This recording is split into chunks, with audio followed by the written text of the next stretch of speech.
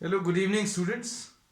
Today in 11th class physics, we are continuing with the concept of center of mass. तो center of mass अभी हम लोगों ने बच्चों लास्ट क्लास में डिस्कस किया था.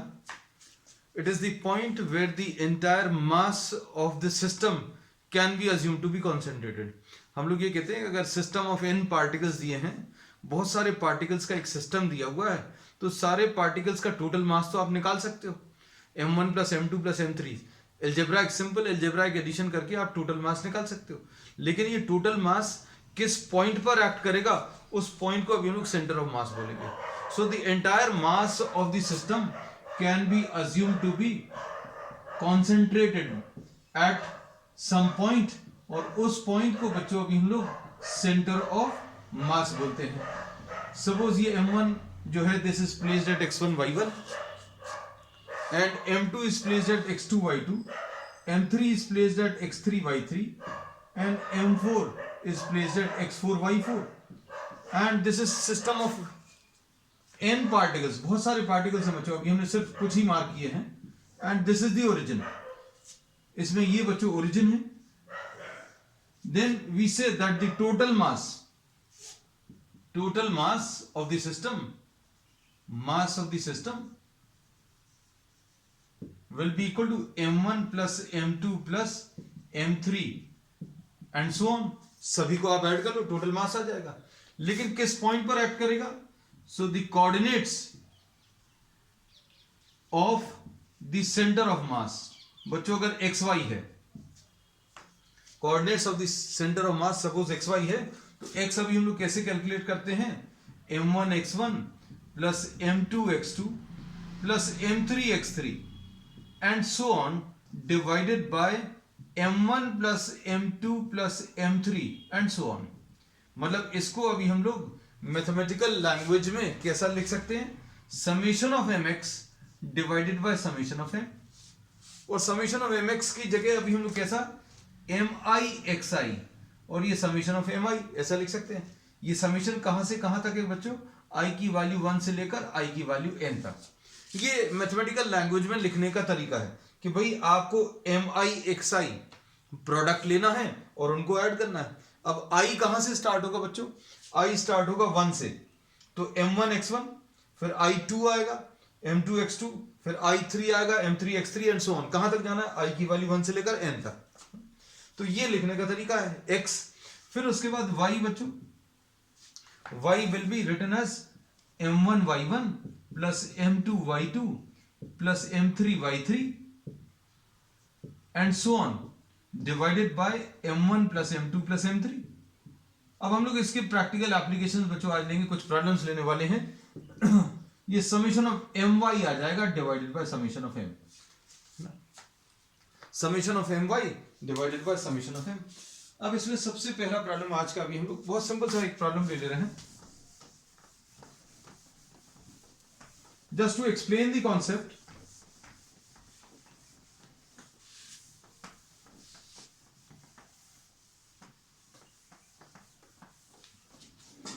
now we are taking a system of 4 particles.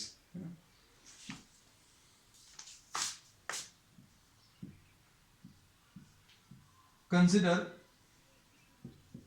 4 particles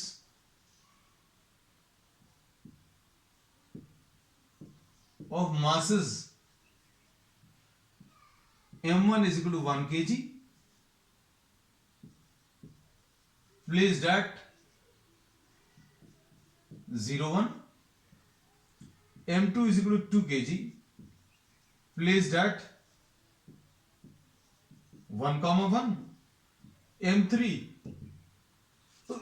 is equal to 3 kg placed at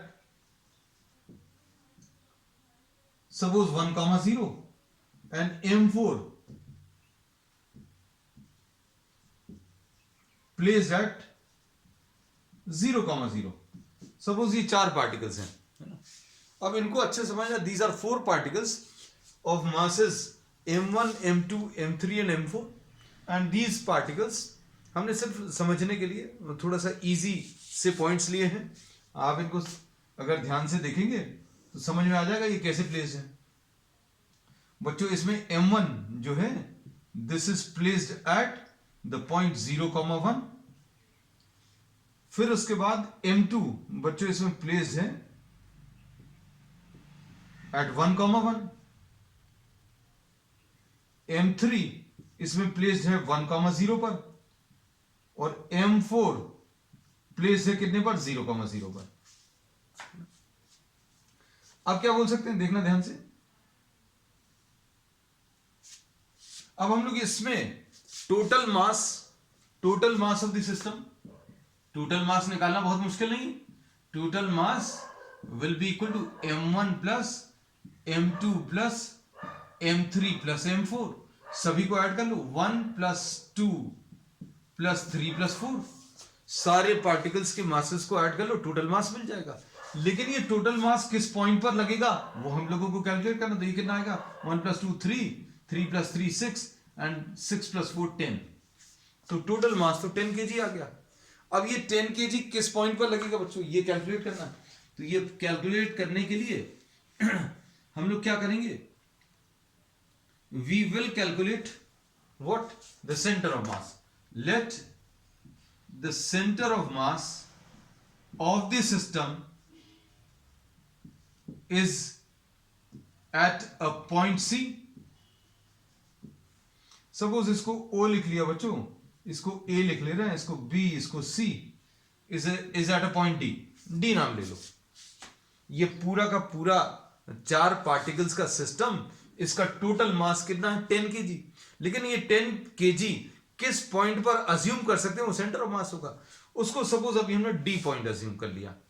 अब D कहां पर है उसकी लोकेशन बतानी है। तो D पॉइंट की लोकेशन कैसे बताएंगे, ये मैथमेटिकली तो अभी हम लोग कैलकुलेट कर रहे हैं। आपको फिजिकली इसका कॉन्सेप्ट का फील भी आना चाहिए।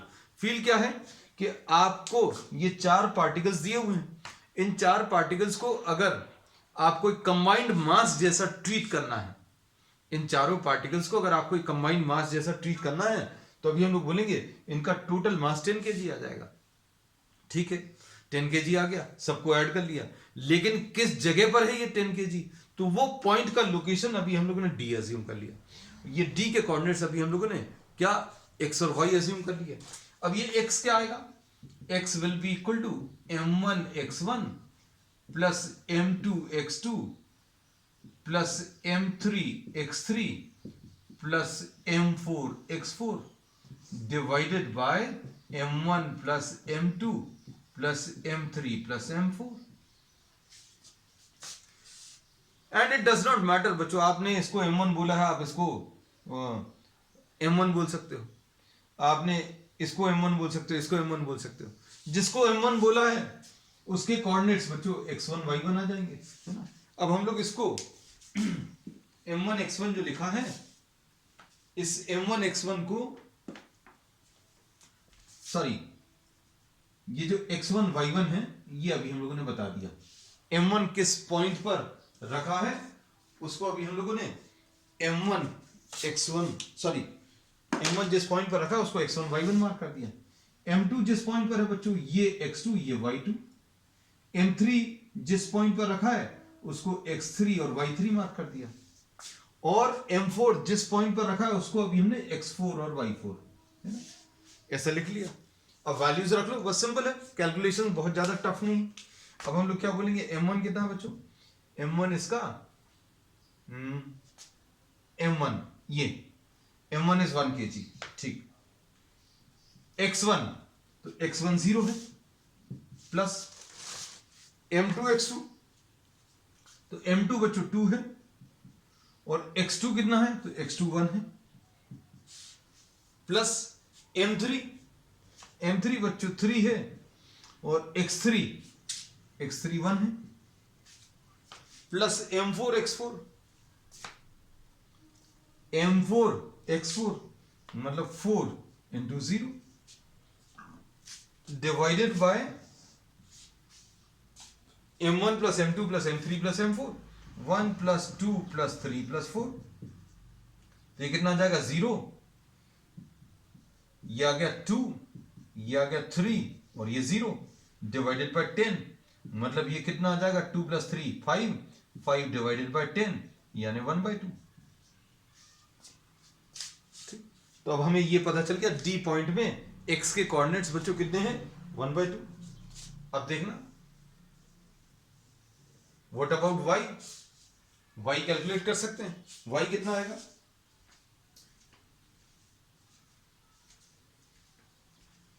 y इसमें m1y1 plus m2y2 plus m3y3 plus m4y4 ऐसा ले लो divided by m1 plus m2 plus m3 plus m4 ऐसा लिख सकते हैं। अब देखना m1 कितना है, m1 1 है, m1 1 है, और ये y1 कितना है, तो y1 बच्चों इसमें 1 है। m2 2 है और y2 भी 1 है, 2 into 1। m3 3 है और y3 0 है, 3 into 0 प्लस m4 4 है और y4 0 है upon m1 plus m2 plus m3 plus m4। तो बच्चों 1 प्लस 2 प्लस 3 प्लस 4 ऐसा कुछ आएगा। तो ये कितना आ जाएगा, ये 1 आ गया, ये 2 आ गया, ये 0 हो गया, ये 0 हो गया अपॉन 10। तो ये कितना आ जाएगा 3 डिवाइडेड बाय 10 0.3। तो बच्चों ये कहां पर आ रहा है, ये आ रहा है अप्रोक्सीमेटली x की वैल्यू बच्चों देखो 0.5 है, x की वैल्यू कितनी आई थी 0.5 और y की वैल्यू 0.3, यहां कहीं पर आ जाएगा। और ये अभी हम कॉन्सेप्ट आपको बताते भी आए हैं क्या, कि the effective position of the centre of mass, the effective position of the centre of mass will be nearer to the larger mass. ये पॉइंट जो आएगा सेंटर ऑफ मास वो कहां पर आएगा, जो बड़े मासेस हैं। भाई इफेक्ट किसका ज्यादा रहेगा, मान लीजिए 4 पार्टिकल्स मिलकर एक नेट मास बना रहे हैं, 4 पार्टिकल्स मिलकर एक मास बना रहे हैं, एक ऑब्जेक्ट बना रहे हैं। जहां पर मास ज्यादा होगा उधर ही की तरफ सेंटर ऑफ मास होगा। तो ये देखो, ये तो बच्चों 1 है, ये 2 है, ये 3 है और ये 4 है। तो ये पूरा का पूरा जो मास है कहां की तरफ है, ये नीचे की तरफ है। नीचे की तरफ क्यों, क्योंकि नीचे 4 kg और 3 kg ऐसा कुछ है ना। तो ये अभी हम लोग बोलते हैं कि आपको इफेक्टिव पोजीशन मिल गई है। चलो अब नेक्स्ट इसके बाद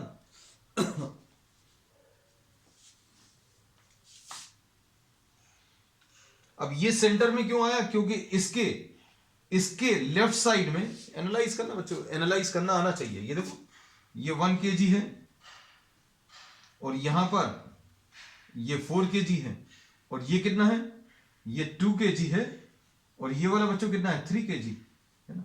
तो इसमें हम लोग बोलेंगे, ये देखो ये इसके लेफ्ट साइड में 5 kg है, इसके राइट साइड में भी 5 kg है।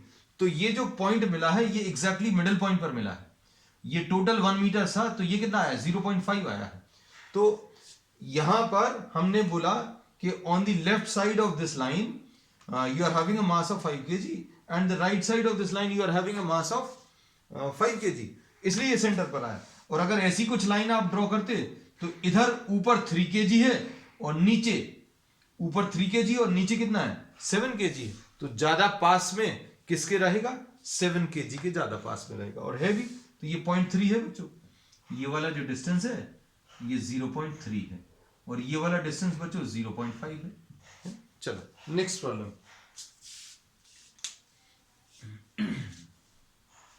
ये क्वेश्चन नंबर 1 था।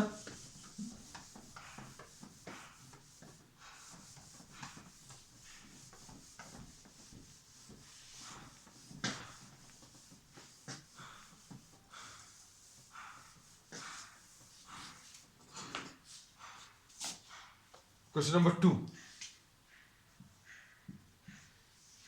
क्वेश्चन नंबर 2 में you are given 2 particles,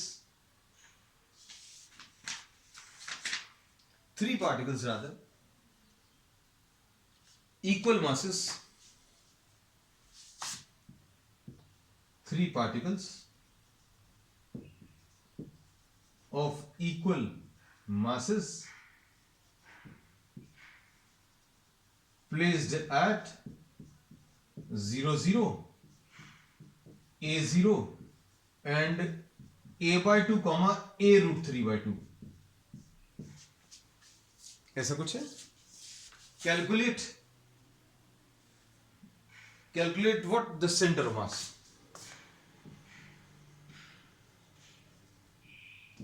Center of mass of the system. Three particles. हम ये और ऐड कर दे रहे हैं each of mass m. जैसे मान लीजिए अगर नहीं दिया तो ये अभी आप अज्यूम कर सकते हैं, है ना. each of mass m ये दिया नहीं रहेगा. अभी हमने बोला दिस कैन बी अज्यूम. अगर इक्वल मासेस दिए हैं तो भी आप इसको अज्यूम कर सकते हैं. कितना? each of mass m.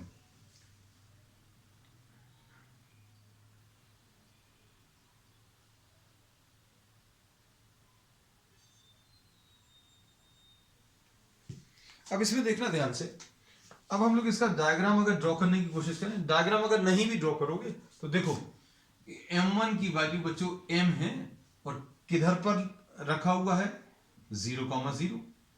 m2 ये भी m है, ये कहां पर रखा हुआ है a,0 पर.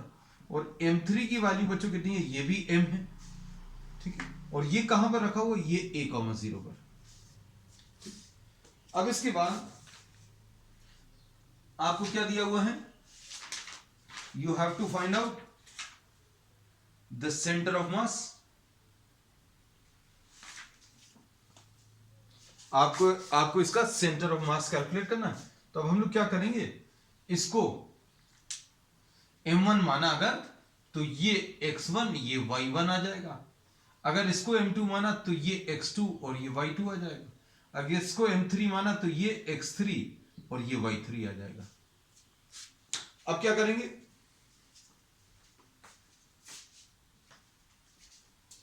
अब इसमें चलो डायग्राम भी ड्रॉ कर दे रहे हैं. हम सोच रहे थे नहीं करें. m1 is equal to m, ये 0 0 पर रखा हुआ है. फिर ये a पॉइंट पर, ये o पॉइंट बोल दिया, ये a पॉइंट पर m मास रखा हुआ है और इसके कोऑर्डिनेट्स बच्चों a,0 है. m2 is equal to m और a/2 मतलब a/2 कॉमा a√3/2. इधर पर ये तीसरा मास रखा हुआ है OA and this is B. This is a/2 comma a√3/2.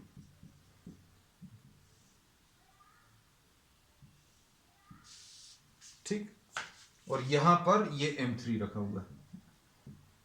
तो ये बच्चों अगर आप ध्यान से देखो तो ये एक इक्विलैटरल ट्रायंगल है ना. तो अब हम लोगों को इससे मतलब नहीं है. we'll try to calculate what the center of mass. तो let the center of mass, इसको m1 को O बोला, इसको A बोला, इसको B बोला. let the center of mass is at C. Centre of mass suppose बच्चों C पर है ना. अब C के कोऑर्डिनेट्स x और y हैं, है ना. तो अब ये कैसे कैलकुलेट करेंगे? तो ये मिलेगा अभी हमें कैसे, x will be equal to m1 x1 plus m2 x2 plus m3 x3 upon m plus m1 plus m2 plus m3. Values रख लो बच्चों, देखो कितना आएगा. अगर आप वैल्यू सब्स्टिट्यूट करोगे, what do we get? x will be equal to m1 x1. m1 की वैल्यू कितनी आ जाएगी बच्चों? m1 की वैल्यू m है. x1 की वैल्यू बच्चों 0 है, लिख लिया. फिर m2 की वैल्यू, तो m2 की वैल्यू भी m है. और x2 की वैल्यू a है. m3 की वैल्यू m है और x3 की वैल्यू बच्चों कितनी? ये थोड़ा सा गड़बड़ लिख दिया अभी हम लोगों ने, हाँ, a/2 एंड a√3/2 यहां पर ठीक लिखा था, इसको कॉपी करते समय बेटा ये देखो। चलो अच्छा है, जब अभी हम लिख रहे थे तो समझ में आ गया। इसमें m1 x1, तो m1 बच्चों m है, x1 0 है, m2 m है, x2 a है, m3 m है और ये x3 a/2 है upon m1 plus m2 plus m3।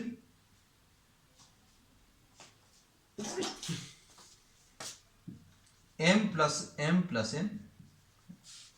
अब इसको सॉल्व कर लो, कितना आएगा, x will be equal to, यह आ जाएगा 0 plus ma plus ma/2 upon 3m, m plus m 3m आ जाएगा।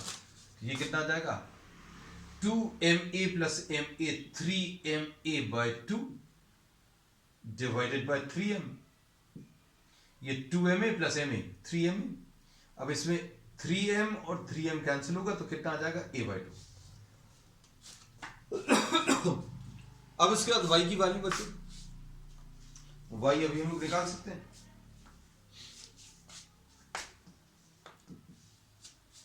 y कैसे मिलेगा, तो y भी बिल्कुल ऐसे मिलेगा, m1y1 plus m2y2 plus m3y3 upon m1 plus m2 plus m3।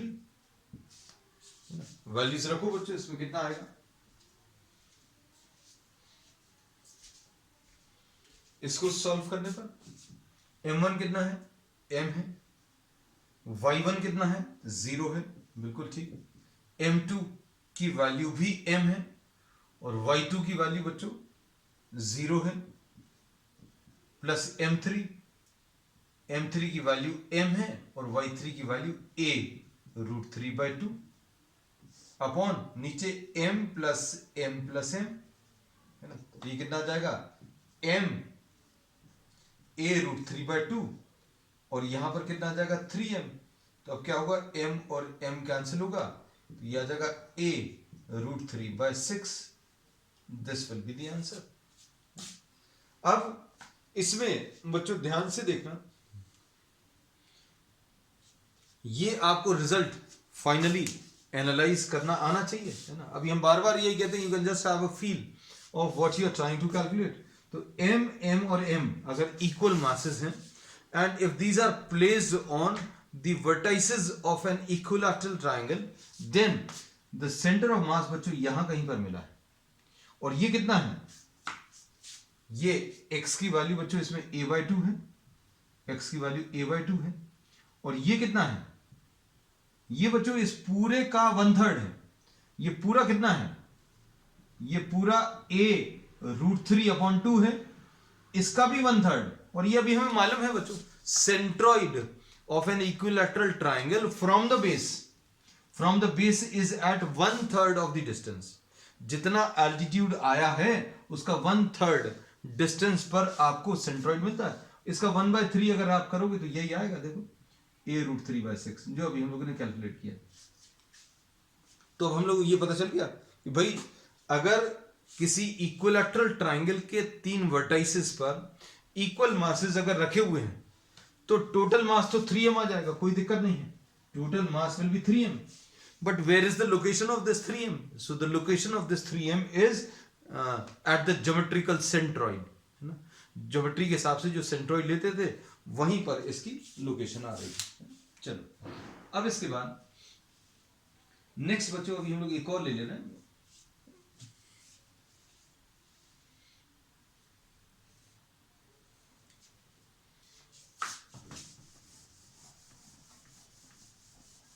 अब हम लोग पार्टिकल से बच्चों एक रिजिड ऑब्जेक्ट्स पर आ रहे हैं धीरे धीरे।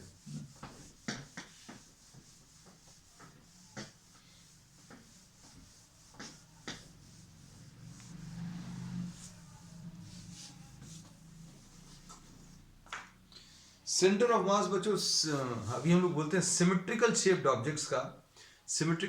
ऑब्जेक्ट्स का जिसका यूनिफॉर्म डिस्ट्रीब्यूशन है मासेस का, पार्टिकल्स का, उनका अभी हम लोग अप्रोक्सीमेटली ज्योमेट्रिकल सेंटर पर मान सकते हैं, है ना। जैसे suppose if you are having a rod, अगर आपको एक रॉड दी है और इसका मास m है, तो भाई इसका मास कहां पर मान सकते हैं? Suppose the mass of this is m, where can this mass be assume? तो mass can be assume to be lying at the centre. और अगर आपको ये करना भी है तो बच्चों ये सारे कैलकुलेशंस किए जा सकते हैं, all these calculations can be in fact done. अब हम लोग इसमें ये कहते हैं कि कोई भी ऑब्जेक्ट, किसी भी टाइप का ऑब्जेक्ट अगर दिया हुआ है जैसे मास का कंटिन्यूअस डिस्ट्रीब्यूशन है,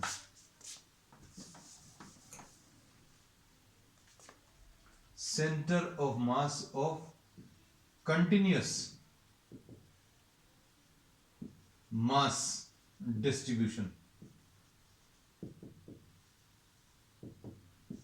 अब कंटिन्यूअस मास डिस्ट्रीब्यूशन का मतलब क्या है भाई? अभी तक हम लोगों ने क्या लिया था? एक पार्टिकल, फिर दो particles, then we have taken 3 particles, 4 particles, and these were scattered बच्चों, है ना? मतलब ये कुछ कुछ लोकेशंस पर रखे हुए थे। अब अगर कोई सॉलिड ऑब्जेक्ट है, suppose if you are having a stone, then stone is consisting of many number of particles. मतलब ये एक यूनिफॉर्म या कंटिन्यूअस मास डिस्ट्रीब्यूशन है, मतलब हर जगह पर आपको एक पार्टिकल है ना? तो कंटिन्यूअस मास डिस्ट्रीब्यूशन है, यूनिफॉर्म डेंसिटी है ना? तो अब ऐसे किसी सिस्टम का सेंटर ऑफ मास कैसे निकालोगे? तो बच्चों तरीका बिल्कुल वैसे ही है, एक्स जैसा अभी हम लोग निकालते थे ना, summation of M into X divided by summation of M, ऐसे कुछ लेते थे। अब हम लोग क्या करेंगे, ये जो समीशन साइन है बच्चों, ये समीशन साइन जो है that will be replaced by, this will be now replaced by integration sign. तो x कैलकुलेट करने के लिए अभी हम लोग क्या करेंगे कि जैसे अभी हम लोगों ने m1 x1 लेते थे प्लस m2 x2 लेते थे, तो अब हम लोग क्या करेंगे, इस स्टोन के बहुत छोटे छोटे पार्ट्स करेंगे। हम लोग क्या करने वाले बच्चों, ध्यान से सुनना, we will be dividing this continuous mass distribution into very small parts. इतने छोटे पार्ट्स करने वाले हैं आप कि हर पार्ट को आप एक पार्टिकल जैसा मान लो। हर पार्ट को अभी हम लोग क्या मानने वाले बच्चों, पार्टिकल जैसा। अब हम लोग क्या करते हैं, जैसे x अगर आपको कैलकुलेट करना है तो x कैसे निकालते हैं, m1 x1 plus m2 x2 plus m3 x3। क्या करते हो आप, m को और x को मल्टीप्लाई करते हो और सारे ऐसे जितने m आए हैं उन सबको आप ऐड कर लेते हो। अच्छे से सुनना बच्चों, क्योंकि मैथमेटिकल कॉन्सेप्ट है, थोड़ा सा हो सकता है शायद मुश्किल जाए, लेकिन अभी हम लोग कोशिश करेंगे सारी चीजें आपको एकदम परफेक्टली क्रिस्टल क्लियर रहे, है ना? हमने बोला आपने एक पार्टिकल लिया, उस पार्टिकल का मास और x डिस्टेंस से मल्टीप्लाई कर दिया, है ना? अब ऐसे ही अभी हम लोग क्या कर रहे हैं, इसमें एक पार्टिकल ले लिया बच्चों जिसका मास dm है। ये पार्टिकल तो नहीं है, लेकिन अभी हमने क्या किया, दिए हुए ऑब्जेक्ट्स के आपने बहुत छोटी छोटी पार्ट्स कर दिए। The parts are so small, just try to understand, the parts are so small that each part can now be considered as a particle. हर पार्ट को आपने पार्टिकल जैसा मान लिया। अब इसका यहां से डिस्टेंस सपोज x है, तो अभी हम लोग क्या करेंगे, dm इंटू x1। फिर ऐसे ही एक और पार्टिकल ले लो, अगला dm इंटू x2, फिर अगला ले लो dm इंटू x3। मतलब क्या करोगे, जितने भी पार्टिकल्स हैं, जितने भी छोटे छोटे पार्ट्स किए हैं, हर छोटे पार्ट को for every small part you will consider every small part as a particle, और फिर यही वाला फॉर्मूला लगा दोगे और सबको ऐड कर दोगे। बच्चों अब इसमें अभी हम लोग क्या बोलते हैं, इसमें थोड़ा सा मैथ्स हमारी मदद कर देती है। भाई इतने सारे पार्टिकल्स अगर रहेंगे स्टोन में तो क्या करोगे, कितने सारे पार्टिकल्स ऐड करोगे, first you have to count the number of particles. तो ये बड़ा टीडियस जॉब है। तो अब हमने क्या बोला, एक पार्टिकल लिया, उसका डिस्टेंस x है, वो मल्टीप्लाई कर दिया, और ऐसे जितने पार्टिकल्स आने वाले उन सबका समीशन कर दो। यही ऐसा कुछ करते हैं, summation m into x. m की जगह अब हमने क्या ले लिया, dm ले लिया, है ना? अब ये समीशन साइन जो है मैथ्स में या कैलकुलस में rather, this is replaced by integration sign. तो integration of dm into x, और फिर इसके बाद बच्चों इसके बाद अभी हम लोग क्या करेंगे, इसको डिवाइड करेंगे किससे, इसको डिवाइड कर देंगे इंटीग्रेशन ऑफ डीएम से। नीचे क्या है, टोटल मासेस हैं, एम की जगह अभी हमने क्या लिखा है, m is replaced by dm, the summation sign is replaced by integration sign, बस वही चीज है। तो ये x आ गई। ये लिखने का थोड़ा सा नया तरीका है ना। अब इसका कैसे यूज करेंगे ये भी अभी हम आपको सिखाएंगे, है ना। अब बस देखते पर चलो, नोट करते चलना, चिंता मत करना, कुछ चीजें हो सकता है नई है, थोड़ा सा समय लगे, but these will be very useful in calculating what moment of inertia. ये जो कॉन्सेप्ट्स अभी हम लोग लगा रहे हैं बच्चों, इन्हीं को अभी हम लोग आगे एक्सटेंड करके मोमेंट ऑफ इनर्शिया कैलकुलेट करेंगे ऑब्जेक्ट्स के। अब ऐसे ही x for the center of mass will be calculated in this manner and y for the center of mass will be calculated similarly। बिल्कुल ऐसा ही कैलकुलेट करने वाले हैं। कैसे, अब हम लोग क्या करेंगे, एक ये ऑब्जेक्ट है, इसके बहुत छोटे छोटे पार्ट्स किए, the parts are so small that each part can be considered as a particle. और फिर अभी हमने क्या किया, इस डीएम का यहां से डिस्टेंस लिया y, है ना। तो y कैसे कैलकुलेट करते थे, m1y1 प्लस m2y2, जितने पार्टिकल्स हैं सभी में आप m और y का मल्टीप्लीकेशन करते हो। You are multiplying what, m and y and adding. क्या कर रहे हैं, m को y से मल्टीप्लाई किया, हर पार्टिकल में m और y का मल्टीप्लीकेशन किया और ऐड कर दिया। तो अब बच्चों अभी हम लोग यही करने वाले हैं। हमने क्या किया, इसके बहुत छोटे छोटे पार्ट्स किए। पार्ट्स छोटे क्यों किए, the parts are so small that each part can now be considered as a particle. अब आपने इसको अगर पार्टिकल मान लिया तो ये डीएम तो पार्टिकल का मास आ गया। उसके बाद आपने क्या किया, इसको y से मल्टीप्लाई किया, है ना। अब इसके बाद क्या होगा बच्चों, ऐसे जितने भी पार्टिकल्स आने वाले हैं,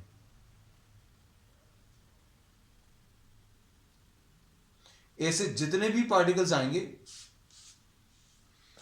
उन सभी में आप इस टाइप का एडिशन करोगे। जैसे सपोज इस पार्टिकल के लिए क्या, इसके लिए कर लो m इंटू वाई, इसके लिए कर लो m इंटू वाई, है ना। ऐसे जितने भी m इंटू वाई आएंगे सभी को आप ऐड करोगे और सबको डिवाइड कर दोगे m1 plus m2 plus m3 and so on.